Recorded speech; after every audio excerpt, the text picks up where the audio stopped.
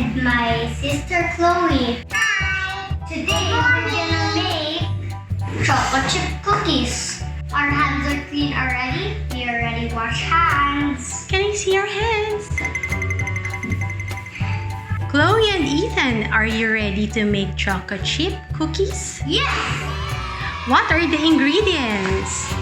Walnuts, flour, baking soda, powder, and salt. How about you, Chloe? What do you have there? White sugar What? and brown sugar. Okay, how about this one? What's this? Butter, Okay, egg, and? chocolate chip. Okay! Now let's begin. Okay, so Ethan, what do we need to do? We're gonna sift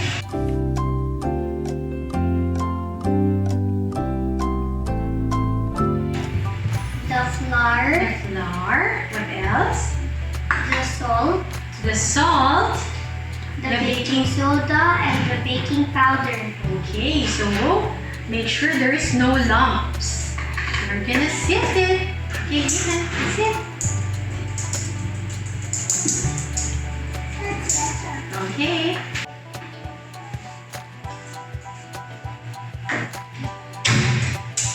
Okay. After sifting, we're gonna mix the white and the brown sugar. We just have to prepare our ingredients first. Whisk together the vanilla and egg. Can you tell it, Chloe? What are you doing? Okay, mixing. Okay, can you see Kuya's turn? Okay, whisk together. If you whisk, you do it like this. Okay. Okay? Okay. Let's mix together the walnuts and chocolate chips. Okay. Now we're gonna put the butter in this bowl. Let's do it. Okay. Make sure to clean the bowl. Okay. Make sure that all the butter is here. Okay, now, so what's gonna be next? The brown and the white sugar here in the bowl. A little only. Okay. Have to mix. Use the mixer.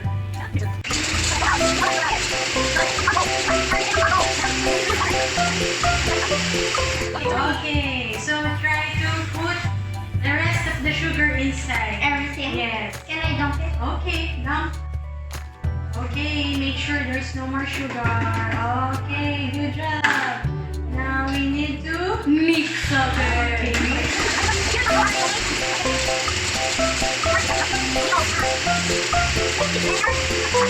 Okay. After this, we will mix the egg. Okay, now we need to do it in 2 batches. So let's drop the first. Okay. Then we mix it. Okay. Again. Can you do it? Next batch. Batch. Thank you, Chloe and Ethan. No. Okay. Yes. It's very loud, you know. Okay, now we're done with that. Oh, we're gonna put in the Flour. The We're flour gonna put in the that flour. Kuya's gonna help me. Yes, I'm so sure Kuya will do that. Kuya, mix in the flour. Everything. Yes, mix everything. Now can I? Okay. We'll always do mix like that. Mommy, Yes. can I use our hands? No. We have to put the walnuts and the chocolate chips. Okay, go Chloe. Okay, so mommy will mix it. Okay, so we will And let's Chloe will make it too. You want to mix it a little, Chloe? Yes. You want to try? Okay, here. Me too. Okay.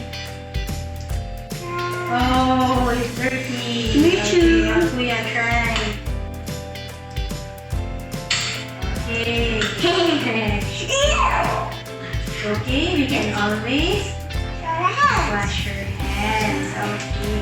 So after this, after mixing, we need to have a clean wrap. So we prepare the clean wrap. So here's a clean wrap. All we need to do is to Continue mixing.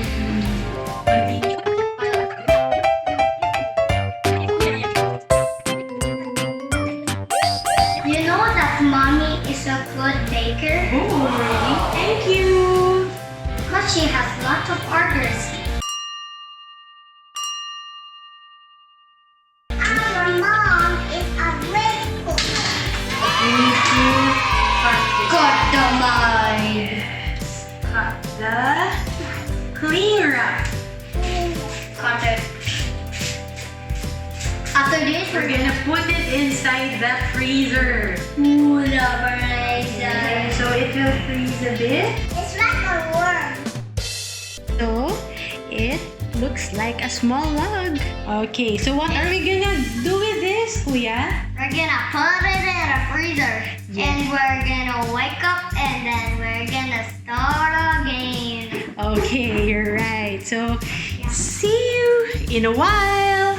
A few moments later. Hello, we're back. So we're gonna continue with our Chocolate Cookie. chip chookies. Okay. What is this? Ethan? Our dough that we made last time. Yes, this is the dough. This came from the freezer. What we need is a chopping board, Dough cutters dough cutters, and ice cream scooper. We also prepared wax paper and a pan where we will bake. Don't forget to preheat your oven.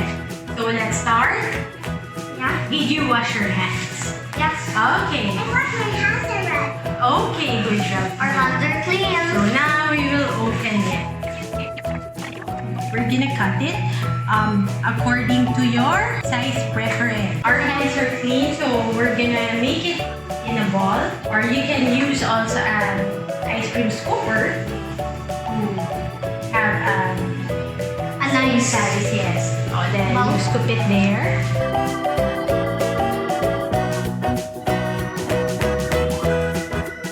You have to put some space because the cookie will spread later. So, while we're gonna prepare this one, preheat the oven for 350 degrees. And then after this, we're gonna bake this one. And then, after that, I'm gonna try it and also close it. Chloe, what are we gonna do with this butter? With this dough?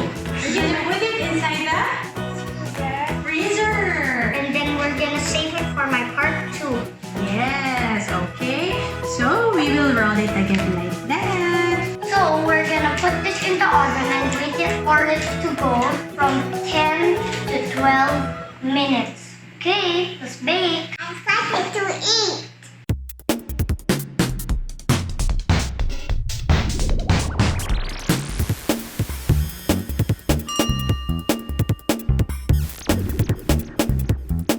Okay, here's the finished product. So here's the chocolate chip cookie that I made. And after this, you can enjoy it with a cup of big tea milk. Now, let's taste it.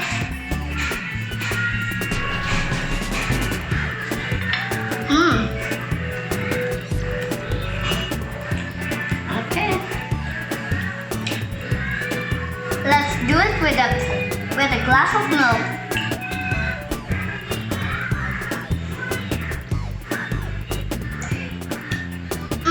So this is our end of our video. Before I go, please like, share, and subscribe. Don't forget to hit the bell button. Bye!